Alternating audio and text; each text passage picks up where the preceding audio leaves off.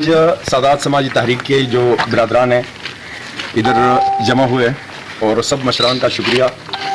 लेकिन जो केस है उस केस में अकबर शाह मरहूम जिसको 7 गोलियां लगी थी और उसका बेटा ये हसनैन शाह, इसको कमर में अभी भी गोलियां लगी है 2, तो ये जख्मी था। बहरहाल वो आज उस तकरीबन 11 बजे उसका जनाजा था, हम लोगों ने जनाजा करके उसको दफना दिया है।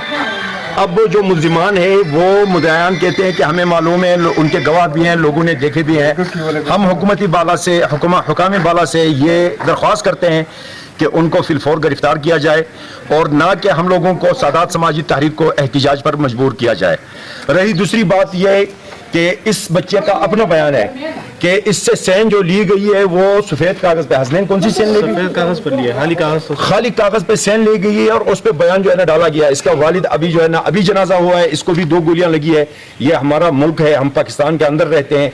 दुनिया में सब कानूनें चल सकती है लेकिन जुल्म का निज़ाम नहीं चल सकता है।